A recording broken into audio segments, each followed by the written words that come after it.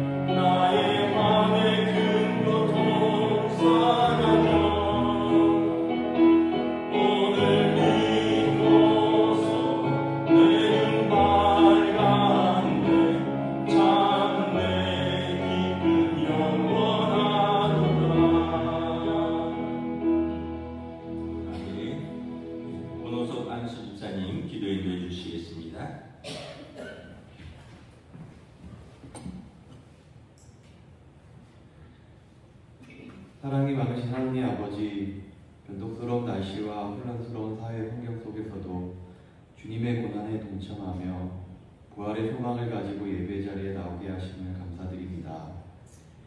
특별히 이 새벽 주께서 기도하셨던 것처럼 저희도 하나님 앞에 나아가 잠잠히 하나님의 음성을 듣고 성령의 도우심을 바라며 기도하게 하시니 감사드립니다. 주님께서는 친히 저희의 중보자 되시고 죄로 인해 깨어진 하나님과의 사이를 십자가의 영광으로 화목케 하셨는데 어리석은 저희들은 기도의 자리를 나아가기 머뭇거리고 십자가의 사명을 외면할 때가 많습니다. 용서하여 주옵소서. 이번 고난주간 특별 새벽기도를 통하여 주님의 기도하심을 닮아가게 하시고 다시금 각자에 맡겨진 십자가의 사명을 되돌아보게 하소서.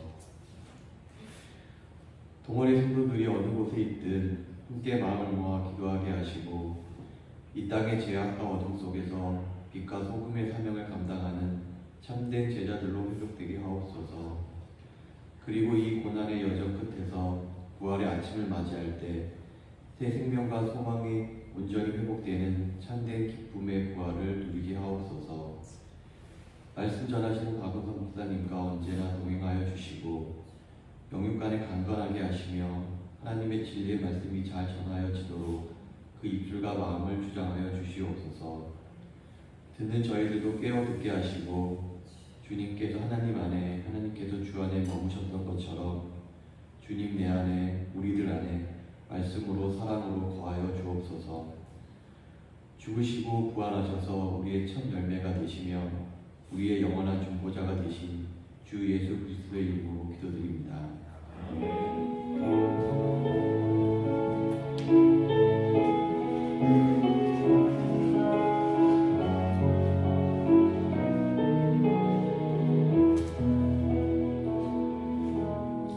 오늘 우리 주신 하나님 말씀은 신약성경 요한복음 17장 13절에서 19절까지 말씀입니다.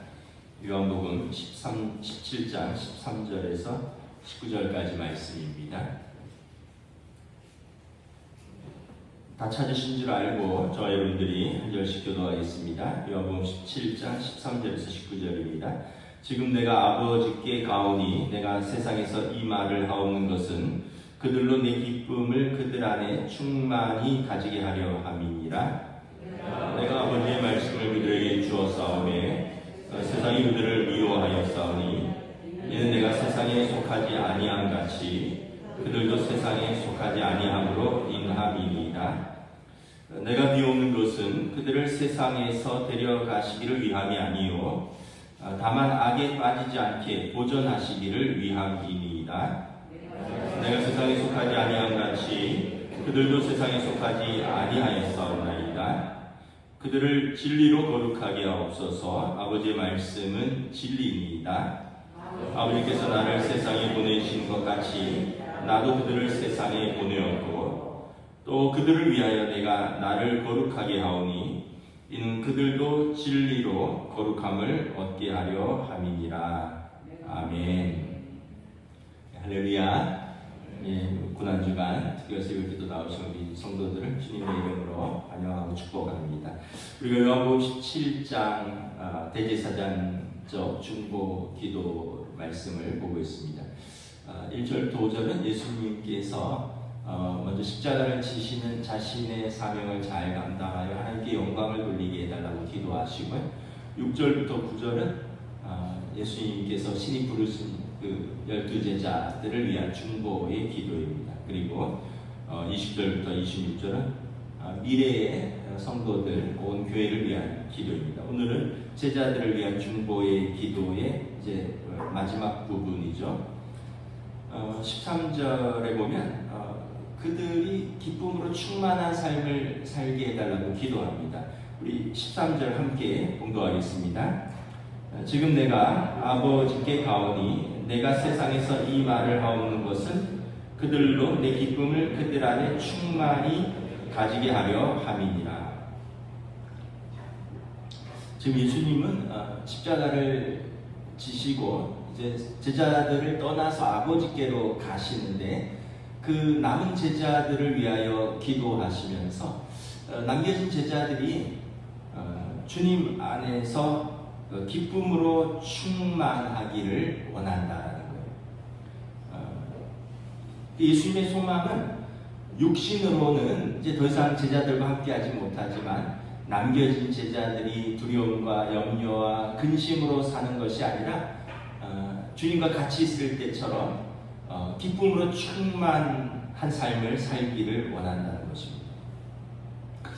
여러분, 기쁨은 뭐 행복이라고 뭐 비슷한 단어겠죠. 기쁘니까 행복한 거고, 행복하니까 기쁜 거고, 슬프니까 불행한 거고, 또 뭐 불행하니까 슬프다고 느끼는 거고, 그래서 비슷한 비슷한 개념이라 보면 인간은 행복을 추구하는 존재입니다. 인간은 기쁨을 추구하는 존재입니다. 여러분 언제 기쁘셔요? 언제 행복하세요? 이게 이 행복도 단계가 있습니다. 먼저는 이제 우리 몸의 욕구가 충족될 때 기쁩니다. 맛있는 걸 먹고 마시고 또 재밌는 걸 할 때 그때 기쁘죠. 예전에 우리 노 집사님께서 하셨던 말씀이 생각나는데 다음 날 새벽에 낚시를 갈 걸 생각하면 전날 밤부터 가슴이 설레서 잠이 안 오신다고. 저는 낚시를 잘 몰라서 그게 어떤지는 잘 모르는데 뭐 비슷하지 않을까요? 재밌는 걸 하는 사람들은 하기 전에 기쁘잖아요. 설레잖아요. 뭐 골프를 좋아하시는 분은 내일 새벽에 골프 나간다 그러면 전날부터 막 그려지지 않겠습니까? 네. 그 운동 좋아하는 사람들은 그거 할 때 기쁘거든요. 맛있는 거 먹고 재밌는 거 하고 또 원하는 걸 뭐 우리 또 여성분들은 뭐 원하는 뭐 백을 산다든지 뭐 이러면 기쁘잖아요. 예, 우리의 욕구가 충족될 때 기쁩니다. 이건 당연한 거죠. 다음은 또 언제 기쁜가요? 이 몸의 욕구를 넘어서서 정신적인 욕구가 충족될 때도 기쁩니다. 어떤 기대를 했는데 그 기대가 이루어졌어요. 시험을 봤는데 시험에 통과했어요. 또 어떤 진급을 앞두고 있는데 제때 진급을 했어요. 어떤 성취를 이루었어요. 이럴 때 기쁘죠. 무엇보다 그 정신적인 욕구의 정점은 사랑하고 사랑받을 때입니다. 그 젊은 연인들은 뜨겁게 사랑할 때 뭘 안 먹어도 즐겁잖아요. 기뻐요. 뭘 재밌는 걸 안 해도 기쁩니다. 그냥 둘이 있는 것 자체가 기쁨인 거죠. 행복한 것입니다. 이게 사랑의 힘입니다. 한편 부모는 자식이 잘 되면 기뻐요. 부모는 자식이 잘 되면 내가 잘 된 것처럼 기쁩니다. 아니면 내가 잘 된 것보다 더 기뻐요. 왜냐하면 부모와 자식은 연결되어 있기 때문에 그렇습니다. 사랑하는 관계이기 때문에 그렇습니다. 그래서 뭐 여러 가지 정신적인 기쁨도 있지만 사랑하고 사랑받을 때 우리는 참 기쁘고 행복하다는 것을 깨닫습니다. 근데 이제 세상에 모르는 기쁨이 있어요. 우리 예수 믿는 사람들이 아는 기쁨입니다. 영적인 기쁨입니다. 물론 세상도 알기 때문에 그래서 계속 구도자들, 진리를 찾아가는 사람들이 있잖아요. 이 영적인 기쁨이 사실은 앞에 몸의 기쁨, 또 정신적 기쁨을 다 넘어서는 큰 기쁨입니다. 이 영적인 기쁨을 알면 앞에 것들의 결핍이 있고 충족되지 않아도 우리가 기쁨을 누릴 수가 있어요. 예수님을 믿고 하나님의 자녀가 되었으니까 기쁩니다. 예수님 믿고 진리 안에서 자유케 되니까 이 참 자유가 뭔지를 알고 기뻐합니다. 예수님 믿고 그리스도와 연합하여 새로운 피조물이 되니까 새로운 가치관이 생기고 새로운 시각이 열리고 새로운 삶을 살아가게 되니 기쁩니다. 예수 그리스도 안에서 생명의 성령의 법이 죄와 사망의 법을 이기는 삶을 살게 되니까 기뻐요. 그러니까 이전에 몰랐던 새로운 세계가 열리는 것이에요. 제가 고등학교 1학년 때 이제 부흥회를, 그때는 부흥회를 뭐 2박 3일 또 3박 4일 이렇게 했는데 하루에 3번씩 했습니다. 새벽기도 5시, 뭐 5시 반에 부흥회 하고요. 출근할 사람 출근하고 그 다음에 오전 10시에 또 부흥회를 했습니다. 이제 거의 그때는 이제 주부들이나 은퇴하신 분들이 주로 오시고 그리고 이제 퇴근하고 저녁에 뭐 7시나 7시 반에 부흥회하고 그렇게 뭐 8번에서 10번 2박 3일간 또는 3박 4일간 부흥회를 했죠. 참 어떻게 보면 세월이 30년 전, 40년 전과 지금은 뭐 비교할 수 없는 어떤 그런 시대에 사는 것 같습니다. 그때 이제 제가 고등학교 1학년 겨울로 막 넘어가는 그런, 그러니까 신년 부흥이었던 것 같아요. 연초에 10시 넘어서 이제 둘째 날이가 끝났는데 계속 자리를 뜨지 못하겠는 거예요. 그래서 이제 불 꺼놓고 더 기도하실 분은 기도하시라고, 그리고 이제 집회는 마쳤는데 여기저기서 이렇게 기도하는 사람들이 있었어요. 이거 저도 고등학생인데 저도 이렇게 기도를 했는데, 기도를 하다 보니까 정말 깊은 회개가 나왔고, 그때는 정말 무슨 정신으로 기도했는지를 모르는데 얼마나 울면서 콧물을 흘리면서 기도했는지 아마 휴지를 엄청 썼던 것 같아요. 그러면서 어느 순간 이제 정신 차려보니까 교회당 창문으로 햇볕이 들어오고 새벽이 맑은 거죠. 저도 그렇고 몇 명 기도하는 분들은 그 다음날 새벽 기도까지 밤새도록 기도했던 거예요. 그리고 새벽 기도회를 마치고 아침에 이렇게 나갔는데, 이제 겨울방학이었으니까 뭐 이제 집으로 이렇게 가는데 햇빛이 이렇게 비치는데, 날은 똑같은 날이고 해는 똑같은 태양인데 완전히 다른 세상 같았습니다. 햇빛이 너무 밝았고 그 날이 너무 상쾌하고 너무 기쁨에 충만했습니다. 내 마음에 자유함과 기쁨이 넘쳤고 주님을 사랑하고 주님을 위해서 살아야겠다라는 그 뭔지 모르는 결단이지만 그런 마음으로 가득했습니다. 마치 지금 생각하면 창세기 34장에서 야곱이 하나님을 야복 강가에서 밤새도록 씨름하고 그 다음날 태양이 떠올랐는데 분이엘, 내가 하나님의 얼굴을 보았다라고 고백했던 것처럼 아마 그런 영적인 체험이지 않았나 생각합니다. 지금 생각해 보니까 그때가 제가 아마 인격적으로 예수님을 영접하고 회개했던 때, 그리고 아마 그때부터 제 마음에 그 목회자에 대한 소망이 이렇게 자라기 시작했던 것 같습니다. 우리가 알아야 할 것은 기독교는 기쁨의 종교입니다. 우리는 기쁨을 추구하고 행복을 추구해서 여러분 모든 것들이 채워질 때 기쁘지만 그거보다 더 큰 기쁨, 사랑하고 사랑받을 때의 기쁨도 알고요. 그리고 그거보다 더 큰 기쁨, 하나님을 알고 예수 그리스도를 통하여 하나님의 사랑 안에서 사는 삶이 기쁘다는 것을 우리가 아는 사람들인 것이죠. 그래서 우리가 하나님의 자녀인 것입니다. 우리가 살면서 낙심하고 불안하며 두려움이 몰려올 때가 있습니다. 그때 믿음의 눈을 들어 기쁨의 근원이시고 우리 때문에 기뻐하시는 하나님을 바라보십시오. 시편 42편에 내 영혼아 내가 어찌하여 낙심하며 어찌하여 내 속에서 불안해하는가. 너는 하나님께 소망을 두라. 나는 그가 나타나 도우심으로 말미암아 내 하나님을 여전히 찬송하리로다. 우리는 한계가 있어요. 또 우리 안에 선한 것도 없습니다. 그래서 어떤 상황이나 문제 속에 부딪히면 우리는 절망합니다. 그리고 우리 안에 선한 것이 없기 때문에 우리 자체로 기쁨의 근원이 될 수가 없어요. 그런데 우리보다 크시고 또 선의 근원이 되시고 기쁨의 근원이 되시는 하나님께서 우리를 바라보십니다. 그래서 우리의 눈과 우리의 시선과 하나님의 시선이 일치할 때 우리가 하나님의 기쁨이 우리에게로 전가되는 것입니다. 전해지는 것입니다. 여러분 자녀들이 그렇잖아요. 애들이 뭐 시험 못 보면 울고 뭐 어디 취직 떨어지면 또 울고 뭐 연인이랑 또 헤어지면 울고 뭐 지가 잘 안 되고 울고. 근데 그걸 이렇게 바라보는 부모가 있잖아요. 그 부모는 어때요? 그 자녀 때문에 안타까워하고 또 그 자녀를 위해서 기도하고 또 그 자녀를 격려하고 별거 아니야. 살아보니까 별거 아니야.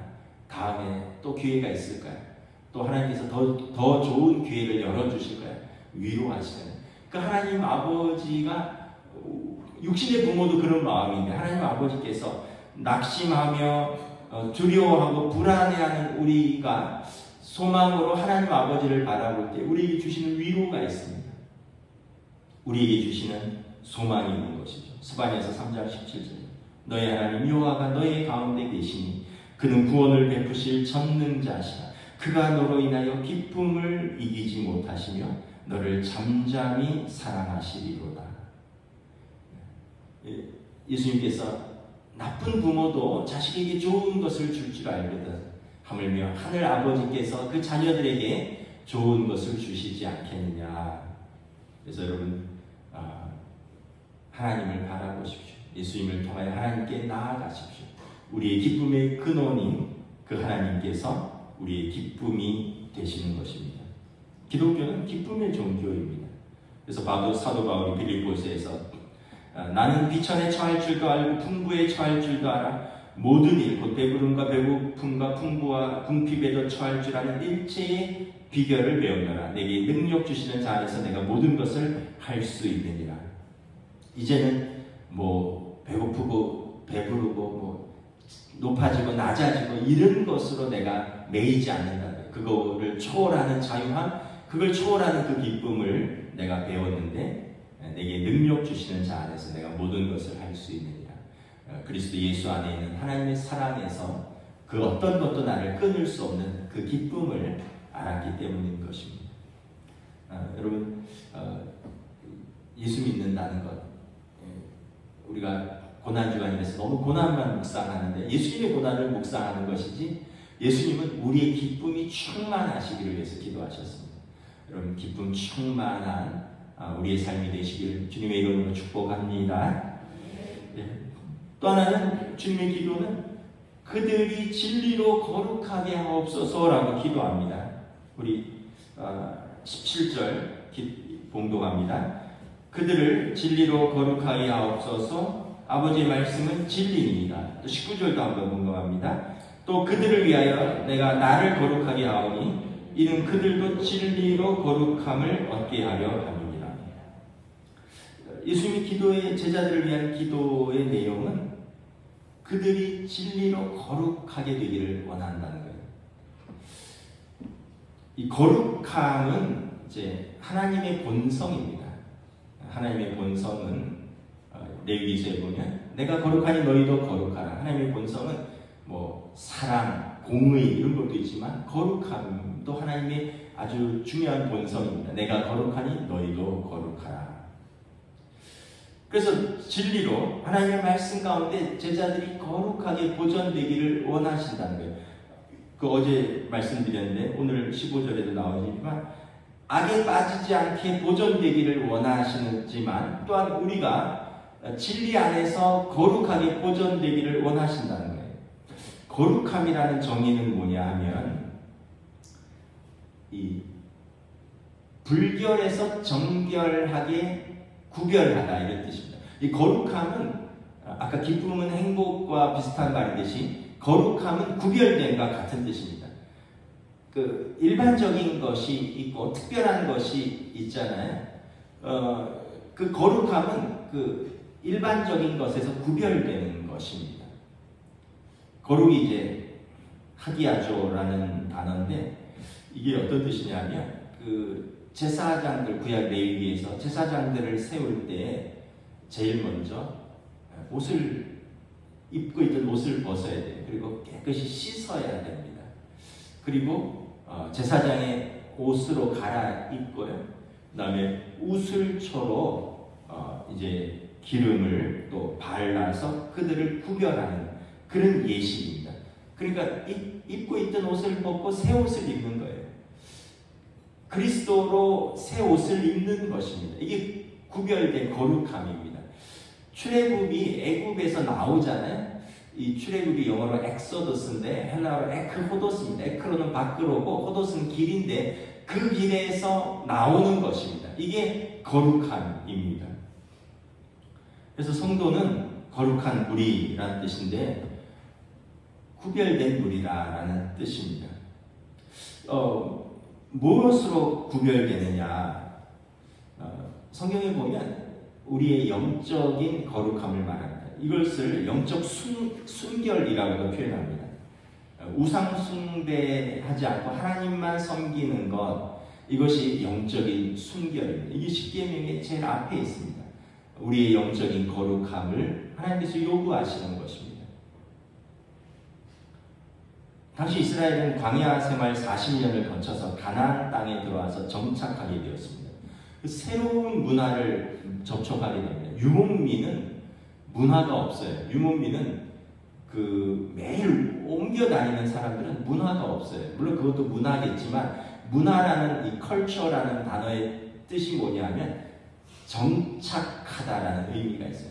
그러니까 이 문화는 농경사회 때부터 발전된 거예요. 사람들이 정착할 때 집을 짓잖아요. 사람들이 정착할 때 미래를 계획하게 되는 거죠. 오늘 떠나고 내일 떠나는 사람들이 무슨 집이 필요했습니까? 내일을 알 수 없이 떠나는 사람들이 무슨 내일을 계획하겠습니까? 그 문화는 정착하다라는 그 의미가 컬처입니다. 가나안 땅에 정착을 하니까 가나안 사람들의 문화가 보이는 거예요. 이 사람들은 농사를 지으니까 안정적인 문화가 있는 거죠.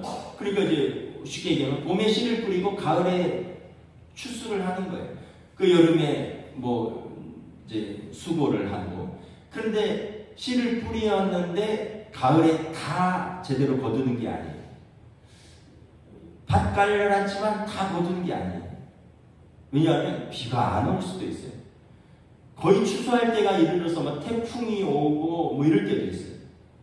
또 도적대가 와서 이걸 쓸어 갈 때도 있고요. 뭐 예전에 보니까 뭐 인삼인가 뭐 이런 마늘밭에 그 추수 직전에 밤에 트럭들이 와서 싹쓸이해 갔다, 이런 농사 지은 걸, 이런 기사를 제가 본 기억이 있는데, 그때라고 없었겠습니까? 지금도 그런데 남이 1년 동안 농사인 걸 밤에 와서 훔쳐가는 도적대도 있고요, 빼앗아가는 강도대도 있습니다. 그러니까 이 정착하면서 문화가 발전되는데, 이게 우리가 안정적이고 또 행복을 느끼는 것은 뭐냐면 모든 게 예측 가능할 때 그런 거예요. 근데 예측 가능하지가 않잖아요, 인생이. 나는 씨를 뿌렸어요. 나는 파종을 하고 땀 흘려서 밭을 개간을 했는데 비가 안 오면 어떻게 됩니까? 도적이 들면 어떻게 됩니까? 불이 나면 어떻게 됩니까? 우리 인생도 그렇잖아요. 씨 뿌리고 수고한 대로 다 거두면 걱정할 게 없는데, 그렇지 않은 게 우리 인생인 거죠. 그러다 보니까 이제 가나안 사람들이 문화 중에 풍요와 번영의 신인 바알이 있고요, 그리고 풍요와 다산의 신인 아세라가 있어요. 바알은 남신이고 아세라는 여신이에요. 그래서 그들은 씨를 뿌리고 풍요와 번영과 다산의 신들에게 제사를 지내는 것입니다. 이스라엘 백성이 가나안 땅에 들어와서 처음 농사를 지으면서 정착 생활을 하면서 가나안 땅의 문화를 본 거예요. 아, 이게 그냥 뿌리기만 하면 되는 게 아니구나. 그냥 땀 흘면서 곡괭이질만 하면 되는 게 아니구나. 저 사람들 보니까 비가 오게 해달라고 빌기도 해야 되고, 해가 뜨게, 해가 쨍쨍하도록 절도 해야 되고, 그래서 이스라엘도 우상숭배에 빠진 거예요. 하나님께서 그들을 책망하신 거죠. 하늘도 나의 것이고 땅도 너의 것이고 너희들도 나의 것인데 너희가 어찌하여 영적인 가는 우상숭배로 나아가는, 하나님이 슬퍼하셨다고 했습니다. 오늘도 마찬가지입니다. 성도가 살면서 우리도 불안하고, 우리도 뿌린 대로 다 거두는 거 아니고, 워낙 변수가 많다 보니까 불안하니까 우리도 전도 치고 굿도 하고 뭐 장명 이름도 바꾸고 막 그러잖아요. 이게 모든 게 우리의 불안함과 어떤 그런 갈망의 소산인 것입니다. 성경은 하나님을 찾으라는 거예요. 하나님만 섬기라는 것입니다. 성도의 거룩은 이 영적인 순결입니다. 예수님께서 떠나시면서 제자들과 내가 이제 함께하지 않지만 그들이 예수님의 말씀 가운데 하나님만 섬기는 거룩한 백성으로 보존해달라고 기도하는 것입니다. 또 어떤 거룩이냐면 육적인 거룩이, 그 당시의 문화는 지금처럼 도덕적이지 않았습니다. 그 문화는 이런 문화예요. 배는 몸을 위하여 있듯이, 그러니까 우리가 음식을 먹고 마시는 것, 이게 우리 몸을 위하는 건데, 이 배가 우리 몸을 위하여 있듯이 우리 몸은 쾌락을 위해서 있는 것이다. 그래서 먹고 마시고 즐겨라. 이게 이제 그 당시 이제 많은 그 어떤 쾌락주의자들, 세상 사람들의 그 철학이었습니다. 그러다 보니까 정상적인 관계를 넘어서는 것들을 추구합니다. 이제는 뭐 부부간이 아니라 이제 부부를 넘어서는 관계들, 성인들 간의 관계에서 이제는 어린아이들, 동자들, 미성년자들이죠. 그리고 남자와 남자, 여자와 여자, 그리고 심지어는 그 이방 신전에서는 사람과 짐승 간의 그런 수간도 일어났다는 거예요. 그러니까 이게 참 뭐랄까, 하나님을 떠난 이 사회는 도덕적으로도 무너지는 거예요. 애굽의 왕족들은 스스로를 신이라고 여겼습니다. 그래서 그들의 족보를 이제 유지하기 위해서 왕가의 근친 결혼이 만연했습니다. 합스부르크 왕가인가요? 그 뭐 유럽의 그 왕가 보면 그 왕가를 유지하려고 계속 근친끼리 결혼하잖아요. 사촌 뭐 결혼하고 뭐 이래서 나중에 보면 이제 유전적으로 이상이 나오잖아요. 합스부르크 왕가 그 사진전 그거 보셨습니까? 그 회화전 거기는 다 턱이 이상해요. 이렇게 유전적으로 턱이 다 약한 뭐 흔히 말하는 주걱턱 그걸 넘어서는 턱의 변형이 와요. 이 사람들이 이제 근친으로 인해서 계속 유지되면서 그 왕가를 유지하려고 근친에 근친을 거듭하면서 이제 몸에 이상한 변화들이 오는 거죠. 타락한 귀족들 간이 성인 남자들이 어린 소녀들 또 남편에게 사랑받지 못하던 귀족 여성들이 하녀들 간의 동성연애가 공공연하게 일어났습니다. 그 외에도 아까도 말했듯이 신전에 창기들이 1000명씩 있었고요. 그리고 동자들도 있었습니다. 오늘 이 시대도 뭐 대놓고 그 시대만큼은 아니지만 우리도 은밀하게 얼마나 여러분 타락한 시대에 살고 있습니다. 옛날에는 어떤 타락하려면 어떤 시간, 어떤 장소 뭐 이런 게 필요했지만 요즘은 인터넷, 뭐 스마트폰에서 어린 애들도 그 타락한 문화에 너무나 쉽게 접근할 수 있게 되었습니다.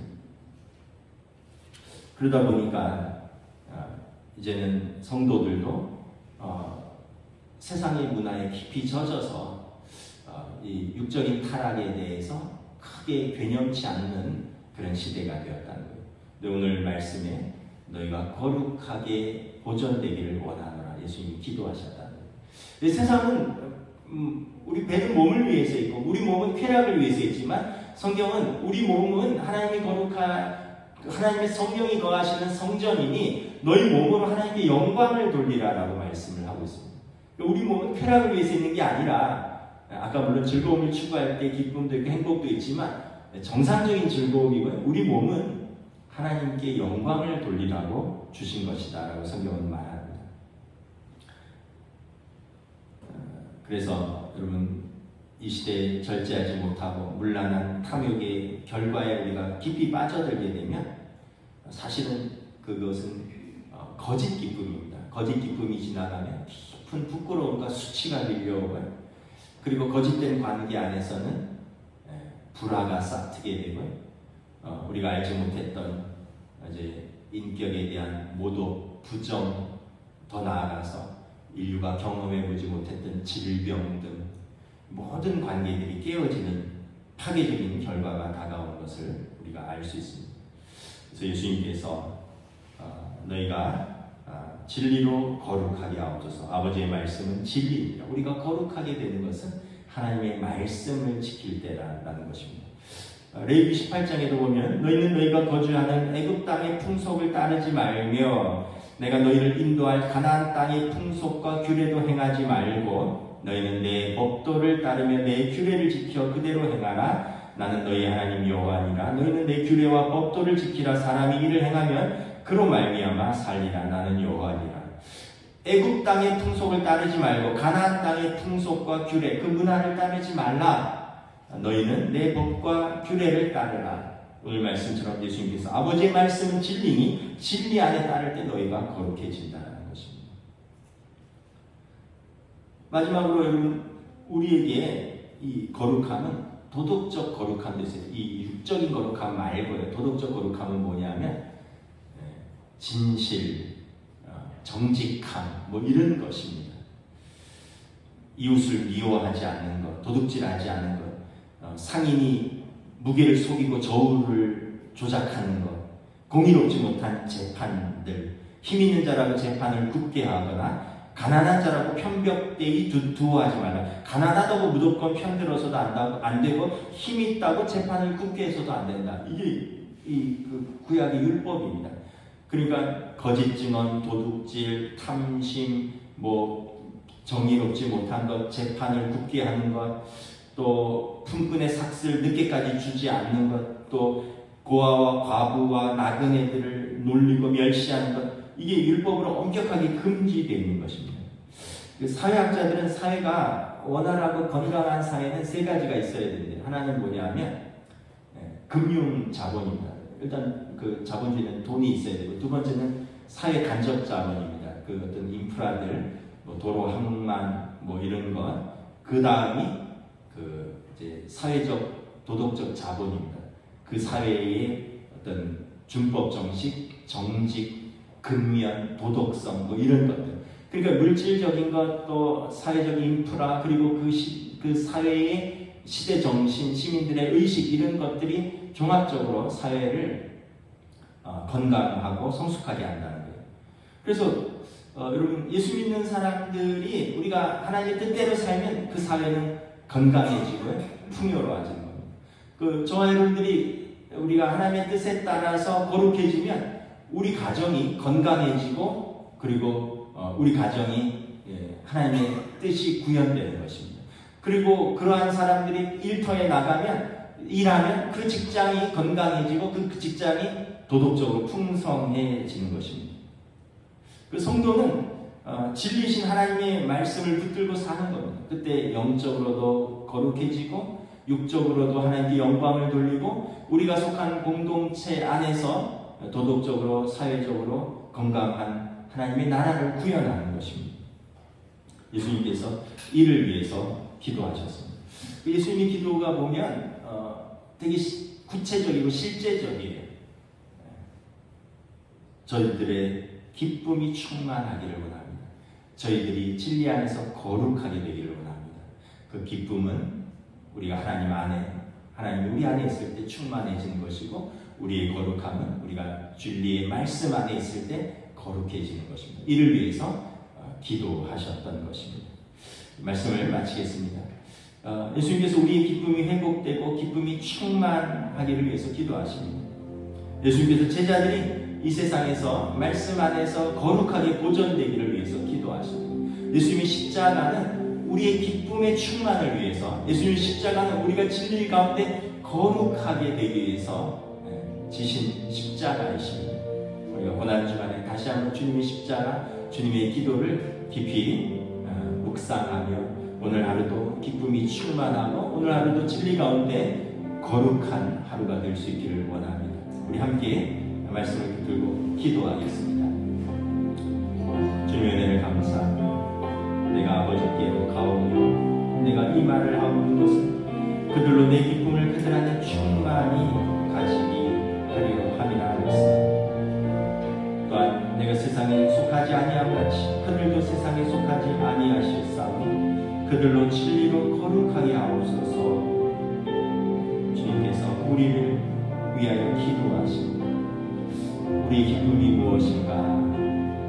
참된 우리의 행복이 무엇인가?